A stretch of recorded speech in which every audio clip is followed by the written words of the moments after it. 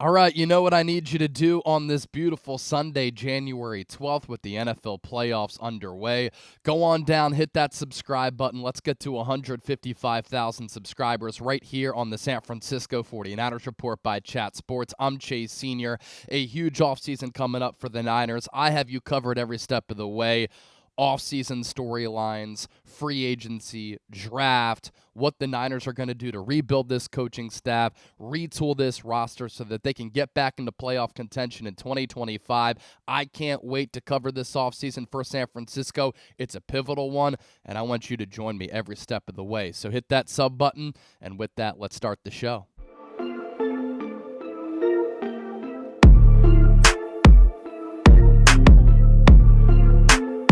And this is the San Francisco 49ers Report by Chat Sports. Chase Sr. hanging out here with you. Hope everybody out there is having a fantastic weekend and you're enjoying watching the NFL playoffs. A loaded slate on this Sunday after a couple of games on Saturday. None of those games on Saturday close. The Texans able to get past the Los Angeles Chargers. The Baltimore Ravens able to beat up on the Pittsburgh Steelers, who ended the year in a tailspin under Mike Tomlin. He has now not won a playoff game in 8 years. So I expected the Ravens to win. I did pick the Los Angeles Chargers to beat the Houston Texans because the Texans were free-falling a little bit, but Justin Herbert throwing 4 interceptions, and Jim Harbaugh's team goes home early. The Greg Roman offensive coordinator hire, a little bit weird. But for the purpose of today's show, we're of course talking some Niners here on the program, and it's all brought to you by our friends at Prize Picks, the best daily fantasy sports app in the game. Right now, when you play $5, you get $50 instantly. You don't even need to win to receive that $50 bonus. It's guaranteed. Millions of people are signed up with Prize Picks, more than 10 million in fact, and billions of dollars have been handed out in awarded winnings. Prize Picks now offers MasterCard for quick, safe, and easy checkouts. And all you have to do is pick 2 or more players who choose more or less on their projected stats, and you can win up to 1,000 times your money.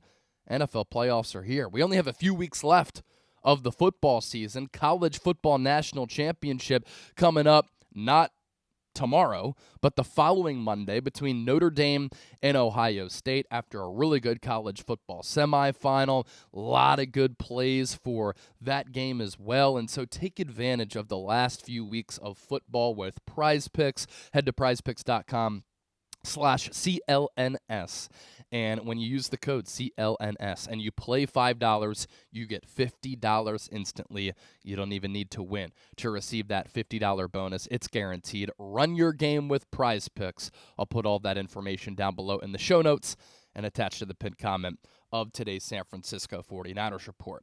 So I want to get to the latest on the Niners defensive coordinator search, and I talked about this some with Larry Krueger the other day on his YouTube channel, and of course there are a lot of developments with this, but there's some interesting reporting from both Dan Graziano and Jeremy Fowler, and obviously we've been talking here on the show about how Robert Saleh is the front runner, but if Robert Saleh doesn't work out, could the Niners go with an in-house candidate?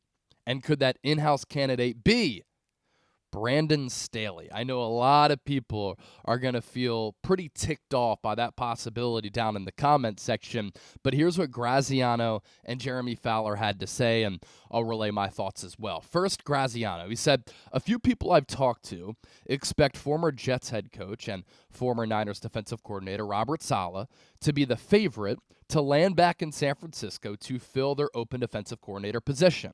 Saleh is also on the Jags list of head coaching interviewees, so one would assume he'd let that situation play out before taking a coordinator job. In addition to that Jaguars interview, which is going to take place on Tuesday this upcoming week, the Las Vegas Raiders are going to interview Robert Saleh as well. I don't think he's the number one candidate for either job. If I were to guess and predict right now, I don't think he lands one of those head coaching opportunities, but in retaining Trent Baalke but firing Doug Peterson, the Jaguars have limited their head coaching search. And Robert Saleh has ties to that Jacksonville organization. With the Las Vegas Raiders, they're looking for a culture builder to change what has been a bad culture for years and years and years. I mean, the Raiders haven't had any playoff success since Rich Gannon was their quarterback in the early 2000s. In fact, they haven't won a playoff game since then. And one of their only playoff appearances was, back 2021, 2022, when they lost to the Cincinnati Bengals. And so for Saleh, does he want to pair up with Trent Baalke, who might be a dead man walking at that general manager position? Does he want to work for Shad Khan after working for Woody Johnson? Those are two of the worst owners in the NFL. With the Raiders, he could be that culture builder and work under Tom Brady and usher in a new era of Raiders football. But in a weak quarterback class, you don't have a quarterback on that team. And as far as talent goes, there isn't a lot of talent on that ball club. But getting a head coaching job, those opportunities are few and far between. And so I wonder what the thought process is for Robert Saleh. Just got fired from a bad situation with New York. I had a high-performing defense. We were okay as far as wins, losses with awful quarterback play. We never got that right. And I guess some of that is on Robert Saleh, but his specialty is defense. And they were awesome as a defensive unit, but the organization was terrible. And Woody Johnson is one of the worst owners in professional football. And so does Saleh want to continue to move forward in his head coaching career with that lack of stability and an organization that is on choppy waters?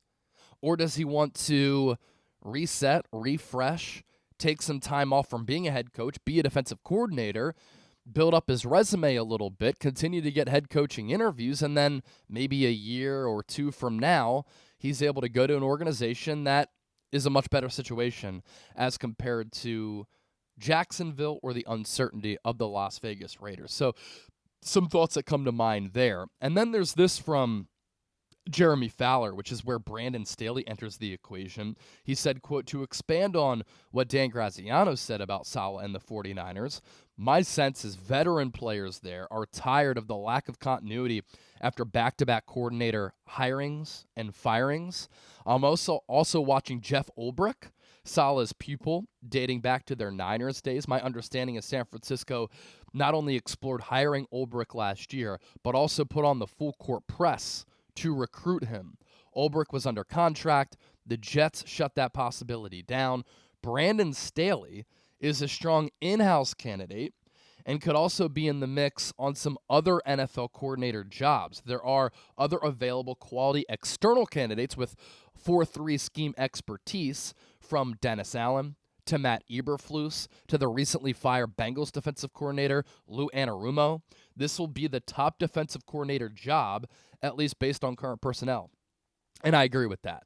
You have Nick Bosa, you have Fred Warner, Diamador Lenore, Renardo Green, Malik Mustafa. Can you get Jair Brown back on track? You have to get defensive tackle right. You can do that in the draft and in free agency. I'd like to see San Francisco get a high-quality edge rusher, maybe at some point in the first round. Unfortunately, I don't think my dream draft target, Abdul Carter, is going to be available. Do you bring back Dre Greenlaw? Do you bring back Talanoa Hufanga? If you do, linebacking core becomes better. You solve some of those question marks at safety. But a lot of these openings don't have the high-level talent on the defensive side of the ball that the Niners still do have. And I just don't think Nick Sorensen was creative, exotic enough, put his players in a position to succeed. I thought that he was in over his skis, and the inexperience really showed all throughout this year. I could also see why players are tired of the lack of continuity, but I don't think the Niners should worry about that if the lack of continuity takes them away from Robert Saleh. Go out there and hire the best defensive coordinator. And Robert Saleh is arguably the best defensive coordinator. So don't worry about 2026. Worry about 2025. And if Saleh were to leave after 2025, then you figure that out when that time comes. But the lack of continuity, yeah, I can see why players are frustrated with that. But don't let that keep you from hiring the best candidate. As for Jeff Ulbrich, he played for the Niners. He would be a fan favorite. And we talked last year about how Kyle Shanahan was going after him. What I think is pretty notable, after Saleh got fired, Ulbrich was named interim head coach. The Jets' defense was putrid. It was terrible. So that tells me Robert Saleh played a huge role, while not being the defensive play caller, being a part of the defensive game plan. And once he left, Jeff Ulbrich's defense really, really struggled. Yes, he had other responsibilities as being the interim head coach. You have to manage the game, and you're on that headset. You're communicating with offensive coaches, defensive coaches, special teams. You're making all these decisions. But the Jets' defense, statistically, eye test-wise, noticeably worse without Robert Saleh as compared to Jeff Ulbrich. So that would concern me a little bit. As for Brandon Staley, definitely had a tumultuous tenure with the Los Angeles Chargers. He's kind of looked at as a nerdy, analytical, aggressive dude. He is a Vic Fangio disciple, though, and when he was with Vic Fangio with the Chicago Bears, he was looked at as one of the top up-and-coming offensive minds. He was a really good defensive coordinator with the Rams, albeit in a 2020 season where that was the COVID year, and it was a weird year statistically. No fans, weird environments, pumping in crowd noise, and so that led to a lot of inflated stats. And did that play a role, and was that part of the reason why Brandon Staley's defense that year was good? Because with the Chargers, it wasn't. But with Staley, definitely more creative and exotic as compared to Nick Sorensen, more experienced than Nick Sorensen. But what did he do this year? And why was the 49ers defense so bad? That's a question that I would have to ask Kyle Shanahan if they were to hire Brandon Staley. That's a question I would ask Brandon Staley. You were in the building. You've been a defensive coordinator. You were brought in to be Nick Sorensen's right-hand man because the Niners knew that he was inexperienced. So why did the defense still suck? So with Robert Saleh, fans would celebrate the hiring of him. With Brandon Staley, I think fans would actually riot. More coaching news here. So this is interesting. Niners head coach Kyle Shanahan announced that Clay Kubiak would be the team's new offensive coordinator during his end-of-the-season press conference. According to Shanahan, he had said that Kubiak has been doing the job unofficially for the past 2 years. Now, Clay Kubiak's brother, Clint Kubiak, was the Niners pass game coordinator last year. He used that position to get the Saints offensive coordinator job where he called plays this year. Hard to gauge how he did because the Saints were so injured and banged up on the offensive side of the football. The first 2 weeks, they scored more than 70 points in the first 2 weeks. After that, Spencer Rattler, Jake Haener, Fresno State legend, they are getting time, and it's hard to gauge how Clint Kubiak did. With Clay Kubiak, he called plays in the preseason. He called plays in Week 18. I guess him and Clint kind of played a role as being that OC the last couple of years, but despite Kyle Shanahan saying that Kubiak was going to get that elevation and promotion and job title, he's going to have to wait a little bit longer because, according to Jonathan Jones, NFL insider for CBS Sports, although the Niners decided to promote Kubiak, NFL rules do not permit in-house promotion without a formal search. So to fulfill that obligation, the Niners will now have to conduct an open search. Doesn't make any sense. Like, I work at Chat Sports. We have internal promotions all the time. Companies that you work for have internal promotions all the time.